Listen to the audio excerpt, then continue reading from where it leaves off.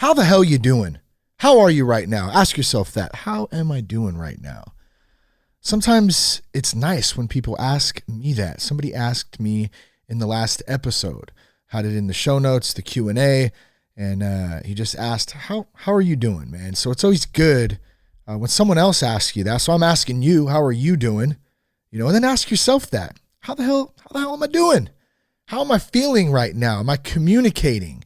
Am I feeling all right? How's my mental health right now? Such a good question to ask. And I think a lot of the time we're expected to take care of others, and we do take care of others, especially we got families and jobs and responsibilities. And, maybe we're in the other end of the boat. We're just trying to hold on to a job or find a job or not drink ourselves the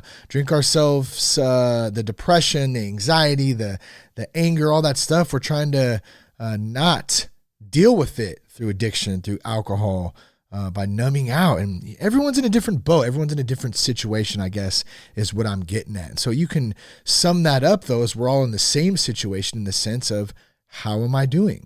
What does my situation look like? And we're going to talk a little bit today about the 5 worst things you can do for your body. It's an article that I found in the Addiction Recovery E Bulletin. And then I'm actually going to go over some of the Addiction Recovery E Bulletin. I always like this because I don't ever dive into it too much and do a lot of pre-production, and I kind of browse over it and look at some of the headlines, and then just do the show live and actually go through them. Some of them that look interesting I'll click on, and some I won't. So we're going to do that in just a couple of minutes here. But first, this episode of the podcast is brought to you by Promises Behavioral Health. Negative impacts from anything in life. Maybe it's some ups and downs of a job. Maybe it's financial issues. Maybe it's this coronavirus stuff. You're locked inside all the time, and everything's different. There's all kinds of changes going around. Social life has been a little bit difficult right now for a lot of people. If you're struggling through any of that, or the pains of addiction, mental health, alcoholism, look, there's no better time than right now to get the help you need. This can be an opportunity for you, maybe it's your loved one, a friend, to get back on track and then finding the real you. I know for me, that was one of the biggest things, is like, I didn't start to learn who the hell I was till I was like 32. It's like, who the hell is this guy? The Shane Raymer guy. I didn't even know, because I was numbed out forever. But man, that was such a great opportunity when I look back now to get back on track. And it can be the same for you. Let me tell you this too. You're not alone. There's hundreds, thousands of other people that have gone through this, that are actively going through it. And that's one thing the enemy tries to do, is isolate us. And with all that's going on right now, isolation has been intensified. So look, here's what you can do. Promises Behavioral Health is here. They can help you. And let me tell you how you can reach out to them. You can get some questions answered. You can look at their resources. Go to promisesbehavioralhealth.com/soberguy. They've created a great page over there for our partnership. There's some good resources on there. They have some online meetings for those of you who are looking for that. Or you can just call. You can go 888-205-1890 in the old telephone, old school style. Give them a ring, 888-205-1890. Tell them that you heard about them from That Sober Guy podcast. Let me give you a couple more resources too. If you go to www.thatsoberguy.com/gethelp, or you just go on the website and just click on the Get Help tab, you're going to see some resources on there. There's some meeting finders. Promises is also on there. There's also the daily AA Zoom meeting that's on there. That's a daily meeting at 6 p.m. Pacific, 9 p.m. Eastern. It's a great spot to get plugged into. I refer a lot of people there. I had a buddy hit me up today and said, hey, man, I'm really struggling. And I said, hey, hang in there. Don't drink. Let me give you the info to this meeting. Check it out tonight at 6 p.m. Pacific, 9 p.m. Eastern. And it's a great starting off point for somebody who is, who's looking to get sober, or struggling, or somebody who's been in recovery for a long time. Good stuff there. All right. We're going to go over the Addiction Recovery E Bulletin today, like I said, and let's start. It's good, like old school style. Let's start the show. That Sober Guy podcast contains adult content, merciless truth, and emotional nudity. Listener discretion is advised. I'm Shane Raymer. You're listening to That Sober Guy podcast, and we help people stay sober. Be sure to check us out at thatsoberguy.com. You can connect with us on Instagram at RealThatSoberGuy, on Twitter at Shane Raymer, on Parler at RealThatSoberGuy. Going to be a good episode today. Glad to be here. I'm glad you're here. If this is your first time here, welcome.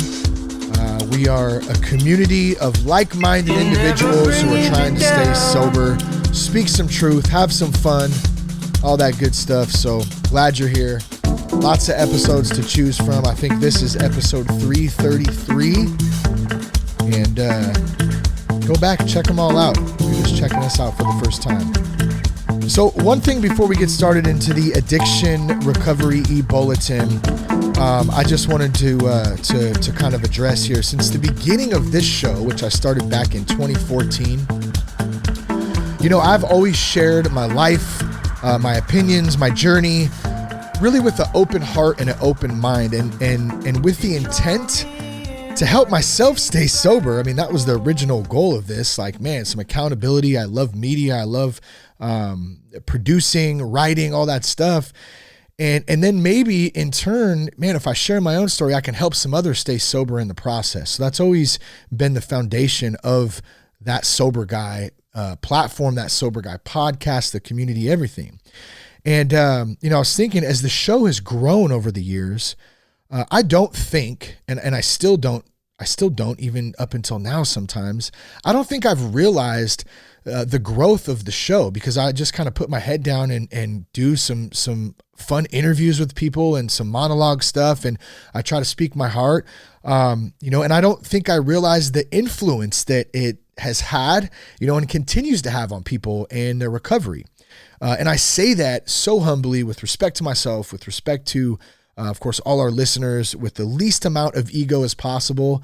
I'd say no ego, but I think that would just be bullshit. I mean, I'm just saying, like, with the least amount possible. I'm very aware of it. It's there, it's in all of us. And I try to keep it under wraps. But I've been doing some reflecting on this kind of topic the last week, and I've came to somewhat of a conclusion here. In the last couple of episodes, I chose to speak out about how I've really been feeling. I had people ask me that, like, how are you doing? And I was really hesitant to talk about it. They asked me, how you feeling lately? Like, truth, like deep down. And so I went there and I laid out some facts around, some facts and my experience around what is going on up here in Northern California, specifically Solano County, with regard to the virus thing, the quarantine thing, and other related things, school closures for our kids, and there's a list of some things that kind of entail all of that together. Real life shit that affects so many of us, right? Especially those of us who are parents and husbands or wives and partners. But look, just for the record, I want to say this. I've never claimed, nor would I ever claim, that the coronavirus isn't real, that it's not a threat to people's health. It's very real. There's many people who are fearful of it. It can be deadly in some cases. I know people personally who have been sick from it, period. And I just want to express my, my thoughts on that. And we have to practice good health habits. We need to wash our hands. We need to exercise. We need to take vitamins. We need to get sunlight. There's a lot of different factors that go into personal responsibility when it comes to taking care of our own health. That said, I do not agree with many of the solutions to this situation, especially when they affect the mental health of my family, my kids' education, others in my community, listeners of the show, and so on. And that's why I chose to speak up. So I just want to say on record, for those of you who love the show, who the show have helped, who enjoy it, you have my commitment. I will continue to share my experience on this podcast as I see fit, as it relates to recovery, as it relates to living a good life, a free life, a sober life.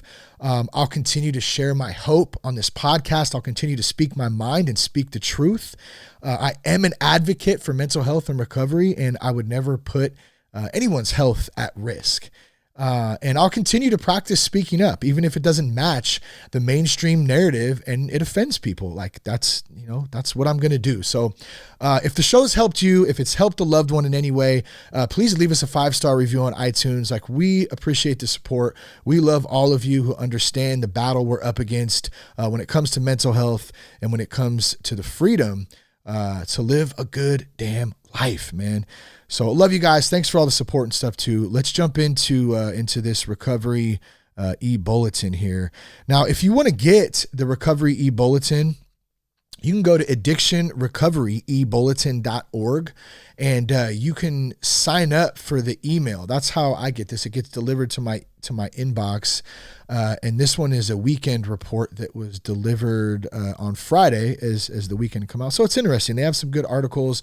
They have a lot of different topics related to recovery, and sometimes it's fun to kind of go over them and check out what's going on in the recovery world, in the recovery news and all that kind of stuff too. So, man, the first topic on the list here: war on drugs kills 3 more. I mean, not a very great topic to start on, but that's the reality of it, I feel like. And the headline is "Mother and Children Likely Perished as a Result of Overdose." And man, this one's a tough one to read, even to start on. I mean, I'm looking at a picture of these 2 beautiful little girls here who lost their lives because of their mother's addiction. And it says, a missing Forney mother, this comes out of Forney, Texas, found deceased in Farmers Branch on Thursday, most likely died of an overdose. And her 2 children subsequently perished due to a heat stroke after being left in their car seats in the back of their vehicle for more than a day, according to law enforcement officials and the family. I mean, just absolutely horrific to even think, about that. Oh man, it makes me just want to puke right now and cry and just, I have kids. It's really hard to think about, what went on in that. I don't even want to think about it. I mean, oh man, it says friends and family were immediately worried about Chambers' disappearance because of a history of drug and alcohol abuse, but her recent bouts with depression, according to a family member who did not wish to be identified. She struggled with it. She got some help in the past. She was an amazing mom. Recently, during COVID, she became more depressed. Obviously, she relapsed. And then we're all devastated that the girls had to witness such a tragedy and suffer themselves. So it says they went searching for her and the kids. Let's see. Looks like they searched around the town. They checked videos, all that kind of stuff. They eventually found the car parked in a parking lot off of Midway Road, and found all 3 of them deceased in a blue Ford Escape just after 10 a.m. On that Thursday morning, man. I mean, so let's kind of break this down a little bit from a different perspective too. Here is, how would you, okay, so we have the situation of the mother and her girls, which is terrible enough. How about being the law enforcement or the medical professionals that have to go process this scene and deal with the recovery of the bodies, and conduct an investigation and find the evidence. And I mean, that finding a scene like that has got to do something to you, mentally. And how do you deal with stuff with having to work through stuff like that? And like I had my boy, Ken, I don't want to give out his full info, but he's a police officer, and I happened to be on the phone with him as he was finishing up his shift the other day,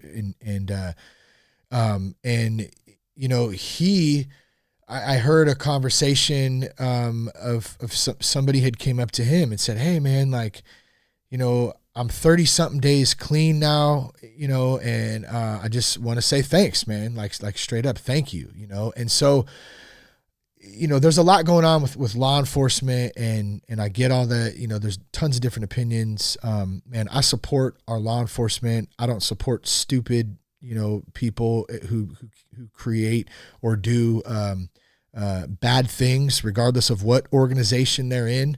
No doubt, but we got a lot of good police officers out there, and some of them are my homies, and they not only deal with criminal stuff, but they also deal with addiction. They also deal with loss of life from addiction, just like the folks that had to go find these bodies. And not only them, firefighters, paramedics, our first responders on the scene.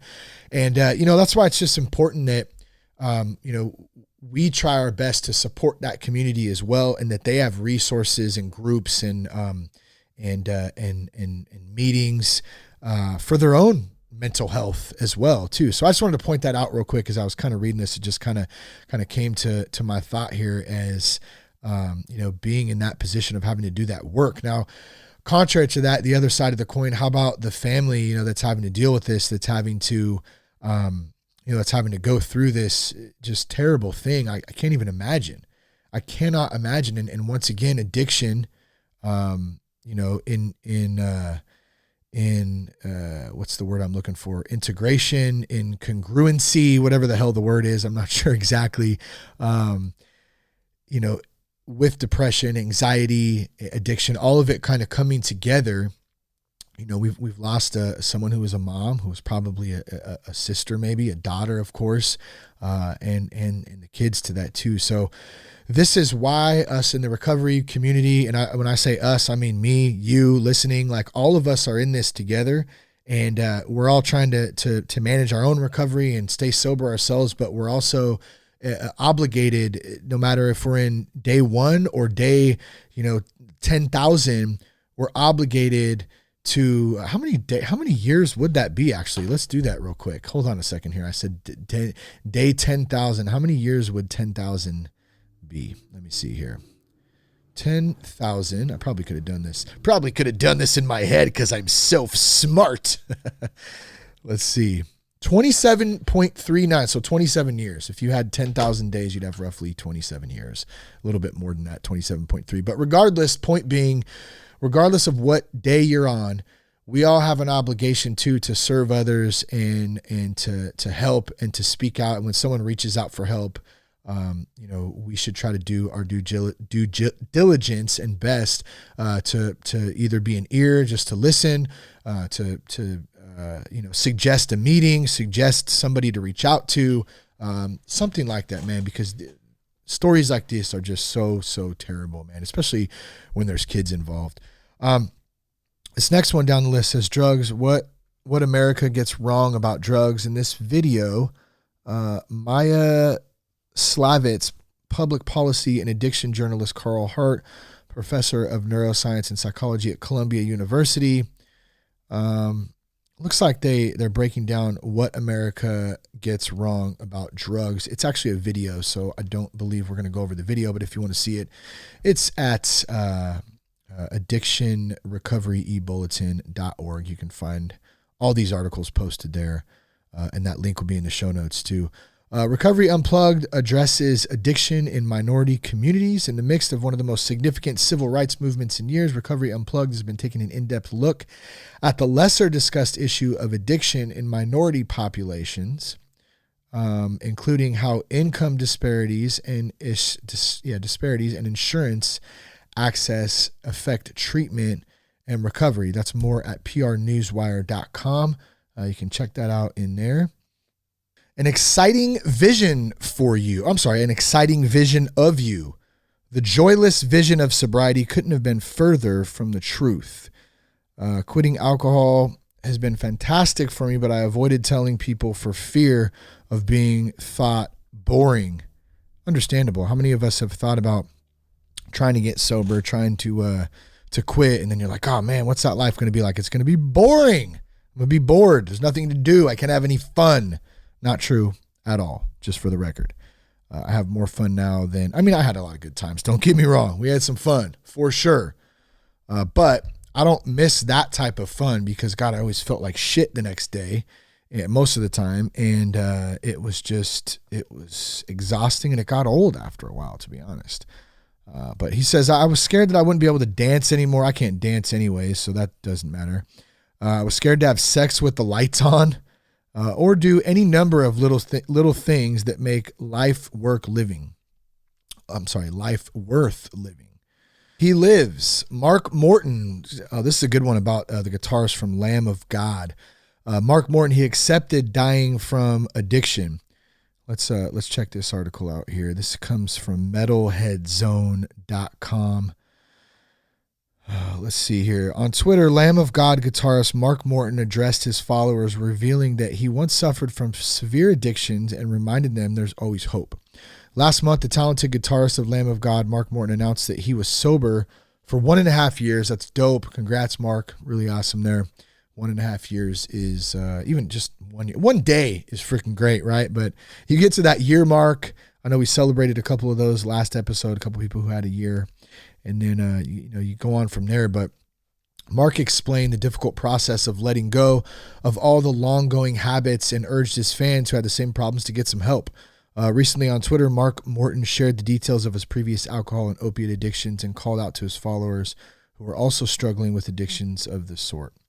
Apparently, at some point in his 30 years of addiction, Mark gave up on his life and accepted that he was just going to die. How many of us have been there? Have you been there? Maybe you're there right now, and I'm just want to tell you, man, there's hope. Like, don't give up. I know I felt that at some point towards the end where it was just like, whatever, I'm just going to die anyways, and I don't care. And that's a terrible attitude to have. God has so much more for us in this life when we open up to it.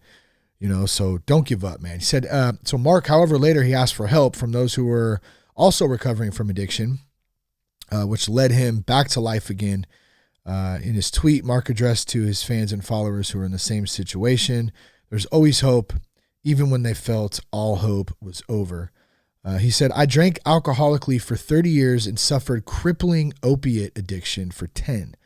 I thought I'd never have my life back and accepted that I'd end up dying from addiction. Then in desperation, I sought help from people in recovery. If you feel hopeless, please know that there is hope. And that was the tweet that he put out too. So that's good stuff right there, man. It's always cool to see people who, are at one point hopeless. I mean, a 30-year addiction is a long time. And then to pull out of that and realize that there is a new life out there, no matter who you are, it can be done, and you just got to reach out and ask for help, man. We think asking for help is a sign of weakness. It's not. It's actually one of the greatest signs of strength that you can do. For when I'm weak, I am strong. So, think about that. If you're feeling, especially if you're one of them manly dudes out there, you know who you are. That damn son of a bitch that got just working, and I'm just doing my thing. I know it because I am it, baby. We think that we got it. And man, asking for help, it's not a sign of weakness. You can do it too. So I urge you, man, you're not alone. If you need some help, reach out. Please do it. There's lots of resources and meetings and people that care. So Too Much Sake, a film. Let's see. A Life Turned Upside Down. My Dad's an Alcoholic. The source material is Mariko Kikuchi's autobiographical online manga, the title of which translates literally as My Father, Who Becomes a Monster When He's Drunk, Causes Me Pain. Wow, that's crazy. Narrated by the innermost thoughts of a daughter during the 25 years she spends watching her father drink himself to death. Wow, that is tough. So you can check that film out there if that sounds like something that's interesting. How many of us have had parents who struggle with alcohol or addiction, or have watched our parents as children struggle with addiction?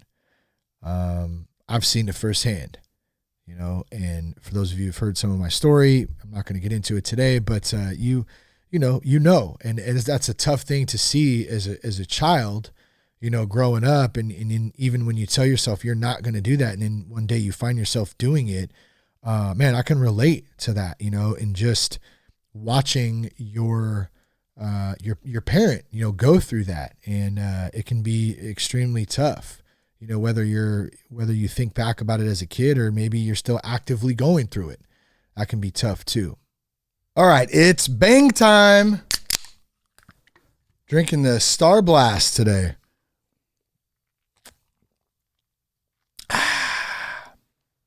Should try to get Bang as a sponsor. That'd be a great sponsor. I would just do it just for free bangs.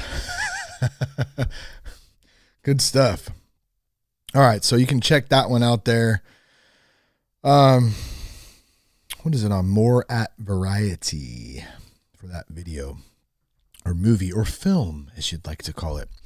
Mysterious brain structure sheds light on drug addiction. This looks that's interesting. Do you guys remember Hank the Drunken Dwarf from Howard Stern and Beetlejuice?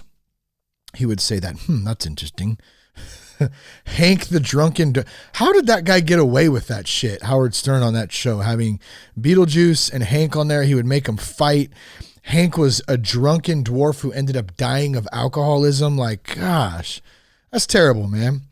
But I got to say, I laughed because they had some funny ass skits on there during that time. No doubt. I'm sure you can probably go back and catch them on YouTube or something. But those were funny. In any case, mysterious brain structure sheds light on drug addiction. Do you remember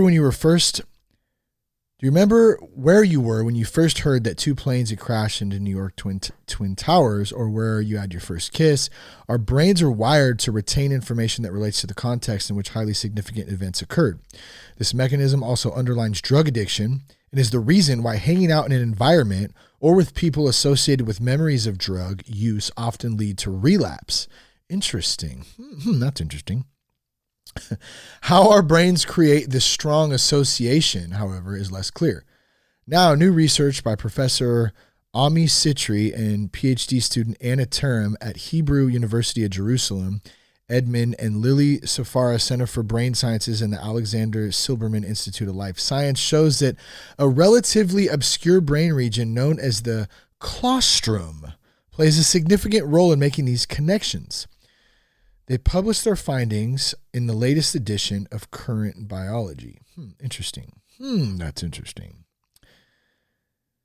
The researchers' findings fit the idea of incentive salience, the process that determines today, Junior, I'm stuttering, fuck. The process that determines the desirability of an otherwise neutral stimulus. For example, a candy store facade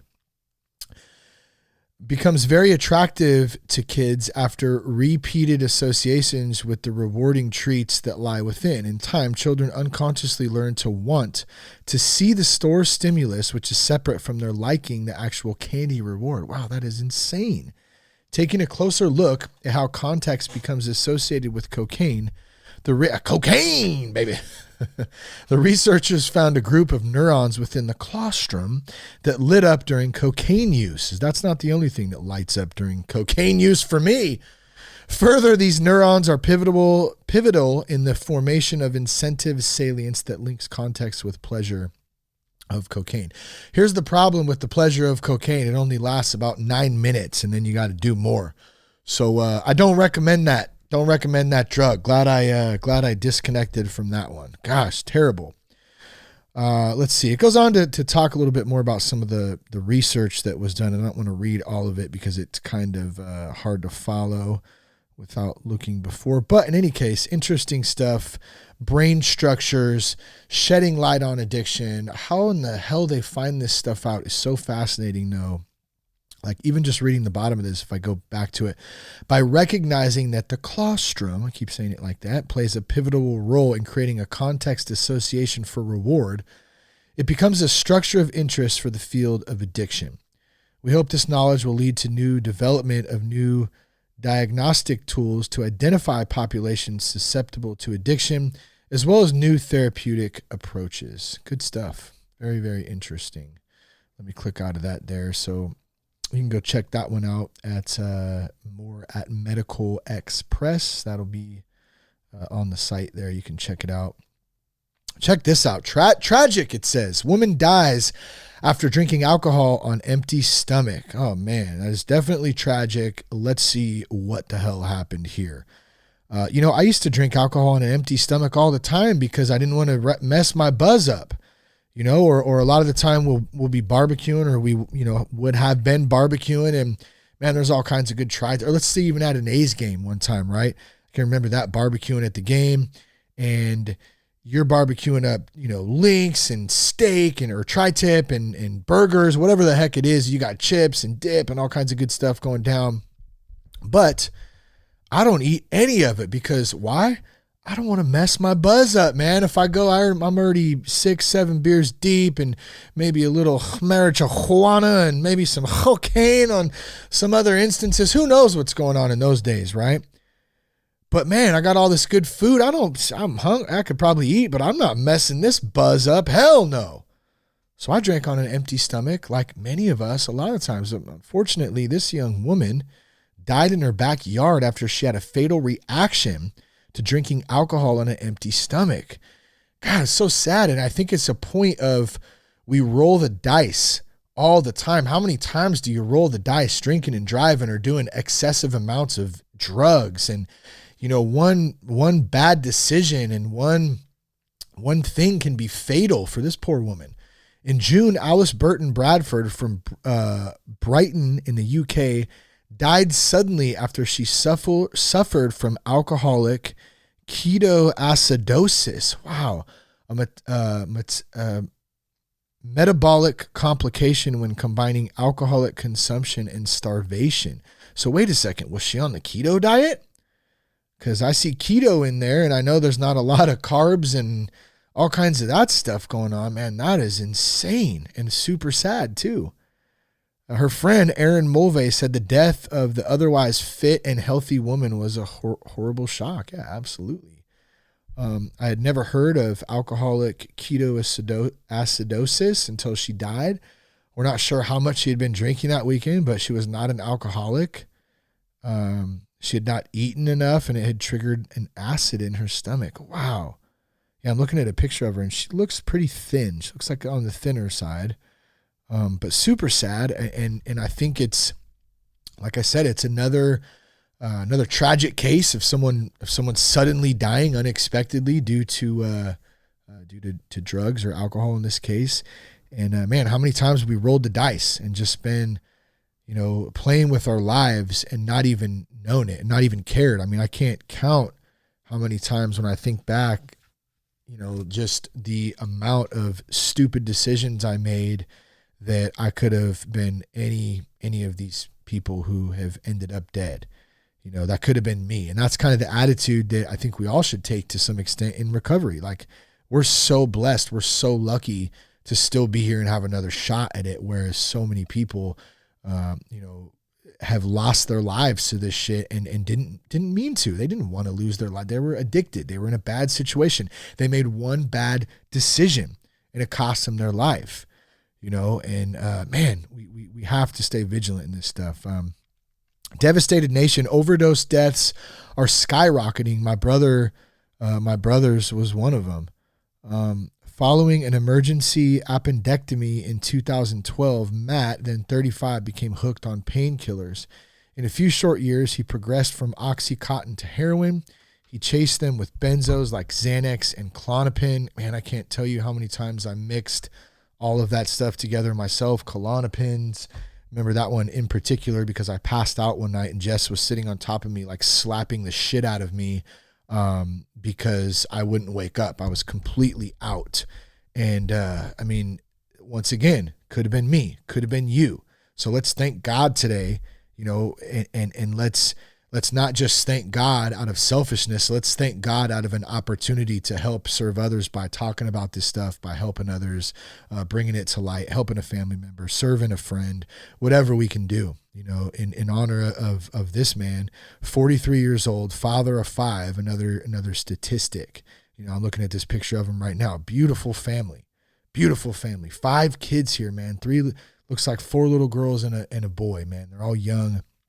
And, he lost his life. Over the past decade, I've been quite an observer of opiate-related data. I skimmed opiate-related headlines with one eye open, holding my breath, searching for information on fentanyl outbreaks or promising new treatments. The news was a matter of life and death. My brother was addicted to heroin. When opiate use increased nationwide, I knew I wasn't alone. Even though I felt completely isolated, when trends shifted downward, I held hope that Matt might recover and our family would find peace again. Well, in our first half of 2020 has seen a marked increase in drug overdoses.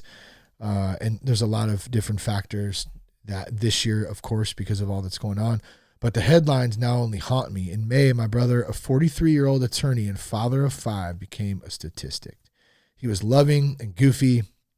He had a mop of thick strawberry hair and a face full of freckles. Our mother said that that's where angels kissed his cheeks on the way in. Growing up in the late 80s, he kept our family of 5 laughing by quoting entire movies. Tommy Boy was his go-to recitation.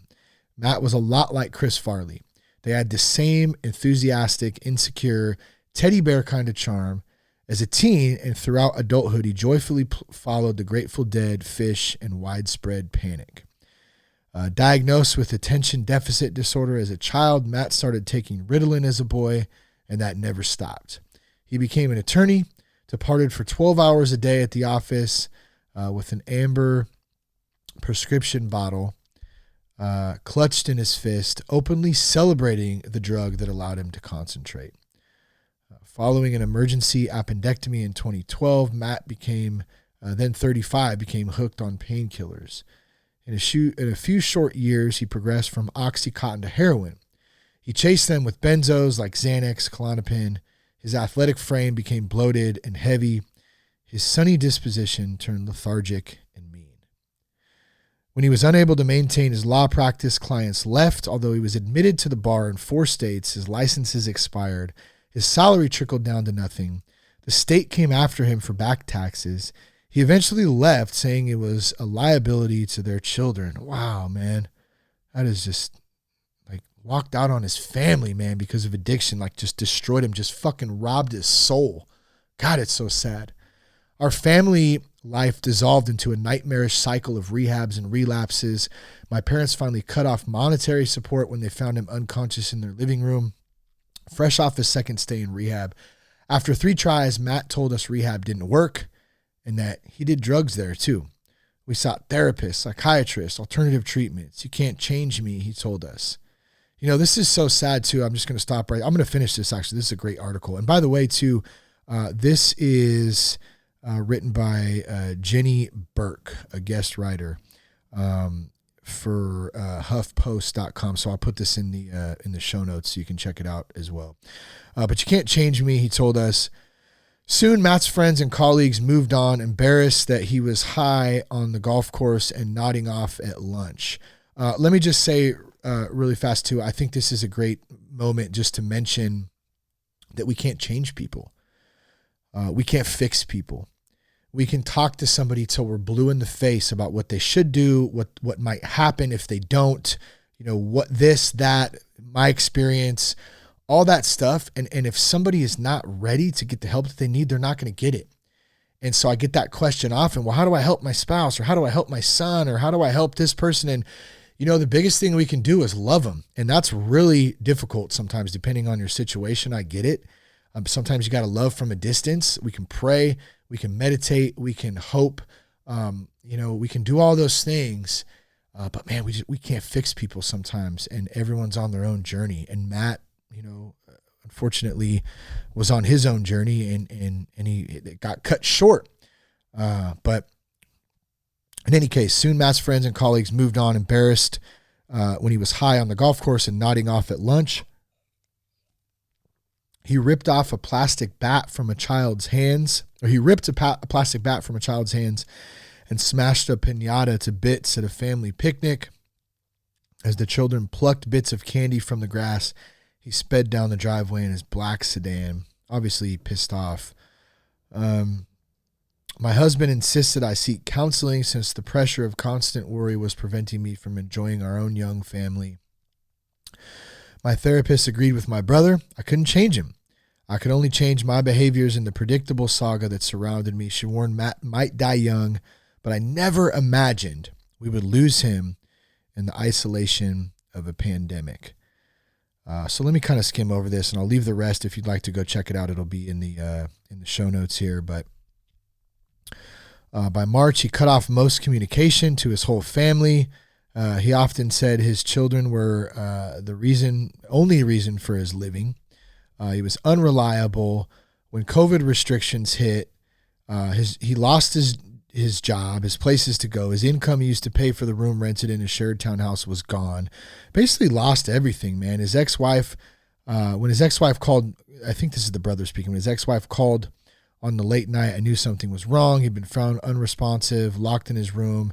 He accidentally overdosed on a cocktail of drugs that included heroin. Oh man, this is not a fun one, man, especially when you look at this picture, but this is the reality of it. This is the reality of this shit is going on every day in different cities around the country, around the world, that dudes just like Matt, who are genuinely, for the most part, pretty good, decent people. And not that somebody who's considered not a decent person isn't just as worthy of a second chance or a chance either. That's not what I'm saying.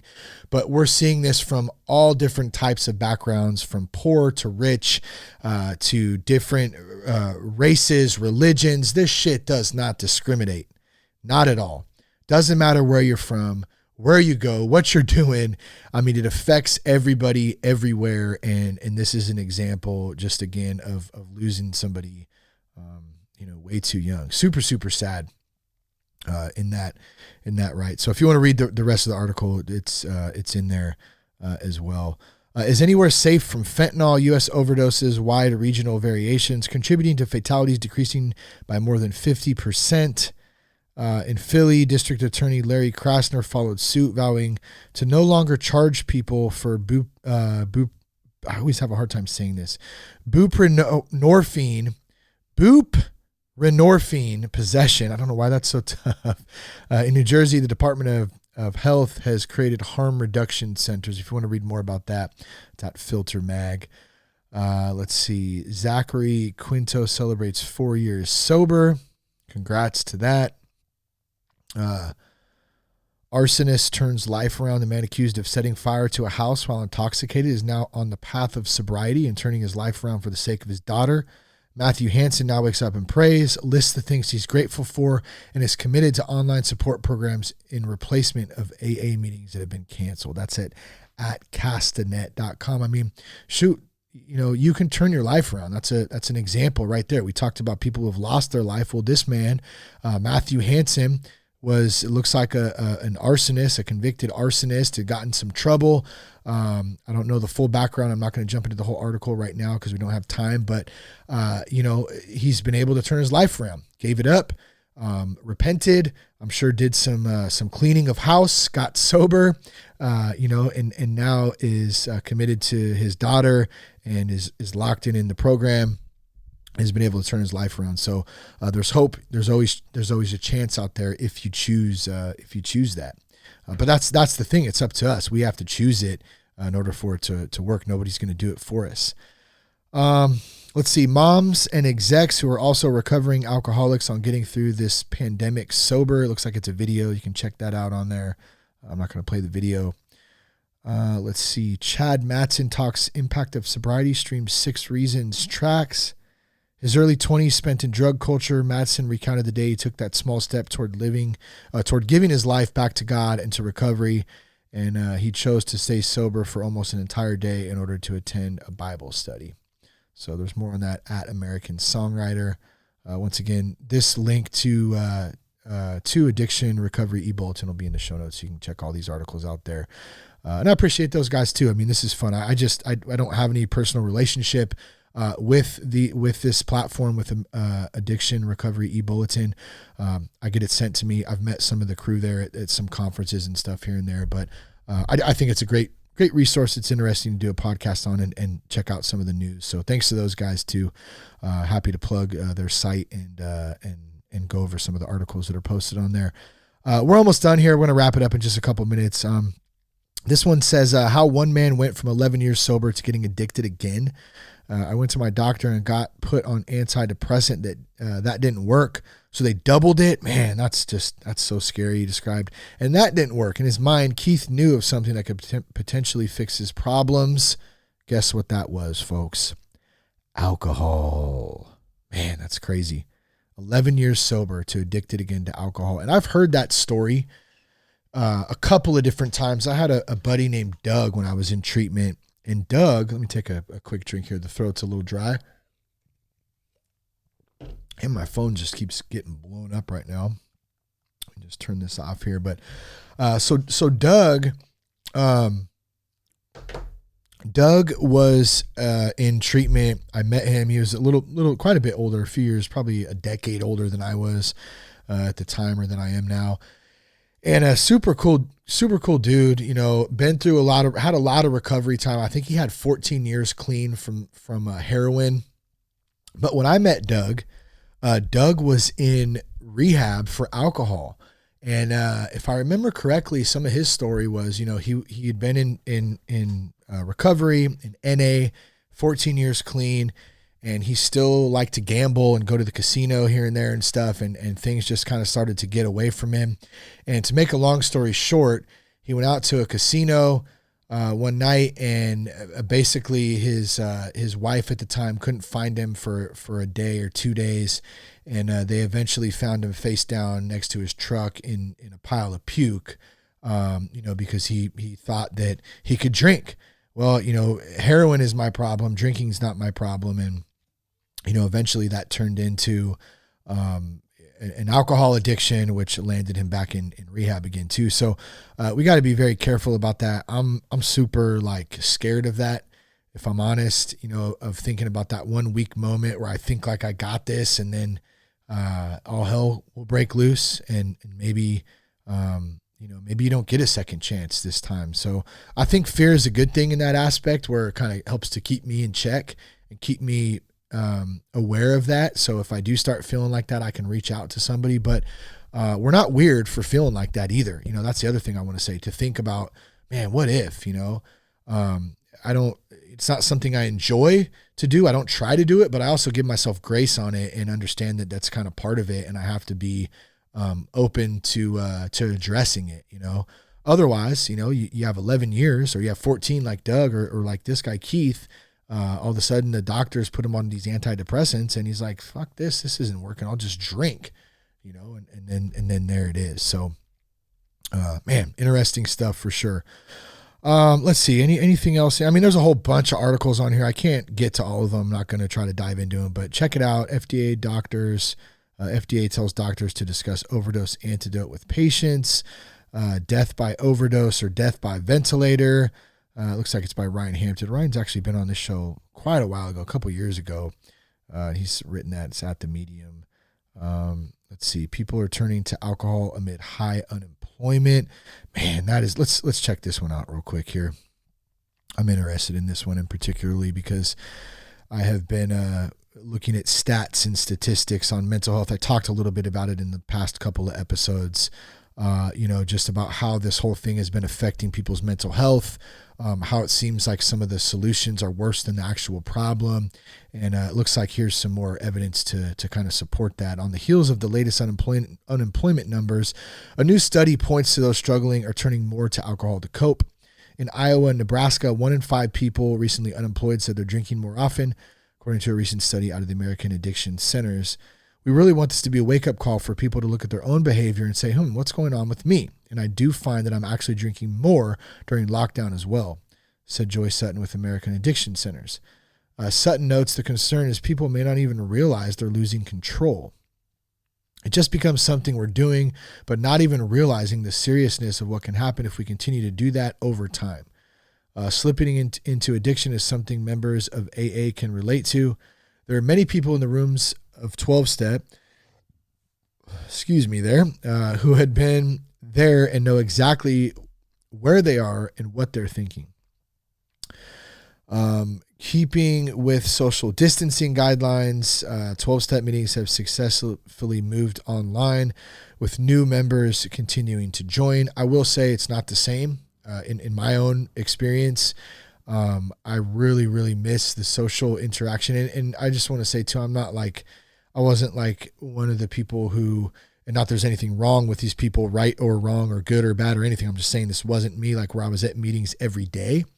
But I do go to meetings. I did go to meetings, and that social interaction versus, the online meetings, which are still extremely useful. I definitely recommend them. That's why I plug them on the show and have them in Sober Guy site as resources.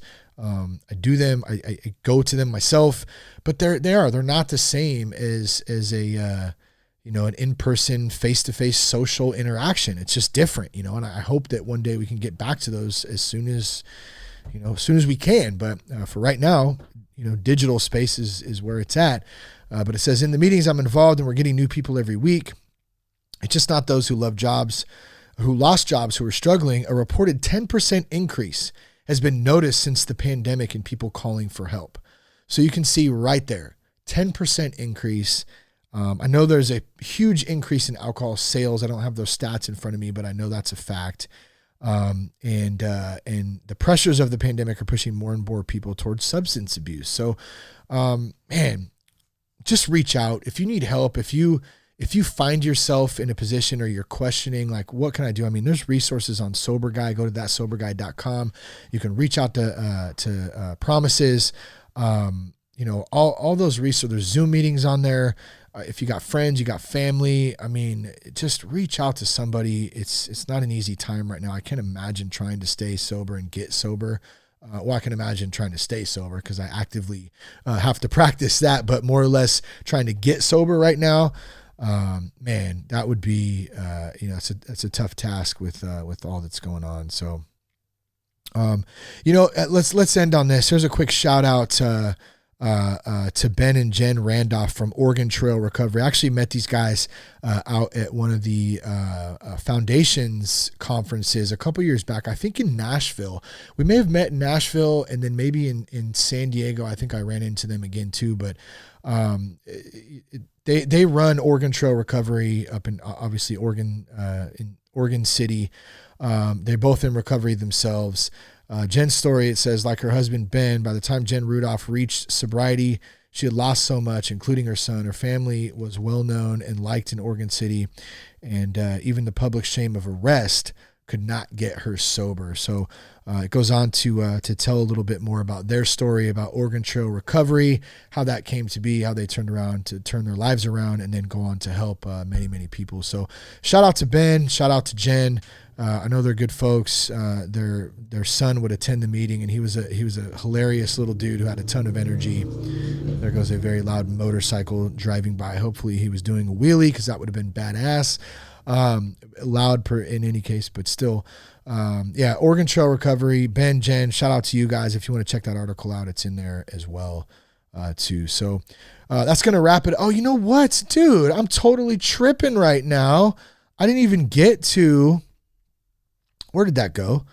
Hold on here. I didn't even get to the whole title of the episode. I tried to end early here. And what am I thinking here? Let's go over this. The 5 worst things you can do for your body. I don't know. Maybe we won't title it that. Maybe we'll have to change. Maybe we'll change the title. I don't know. We'll see what happens. But let's go over this really quick. Sitting too much. This comes from Women's Fitness magazine, but I thought it was interesting. Even though I'm not a woman, I know we have a lot of women listeners out there, and I think it applies to both women and men. So here we go. Number 1, sitting too much. Americans sit now more than ever and during any time in history, with the average office worker sitting 15 hours a day. Even if you exercise regularly, it's not enough to counteract spending your other waking hours in a chair. Standing up to stretch and take a brisk walk around the office will do wonders for your body and for your long-term health. Don't believe us, believe in this. Sitting more than 11 hours a day increases your risk of premature death by 40%. Holy shit, that's a pretty big increase. So get your ass up and walk around. Number 2, not staying hydrated. This is a big one. As a matter of fact, I'm going to take a big drink of water right now in honor of staying hydrated. You do the same thing if you got some agua there. You can hear the little squeak out of the Yeti there. Nice and cold. Water does so much more than quench our thirst. It transports oxygen and nutrients to our muscles and organs while eliminating waste products.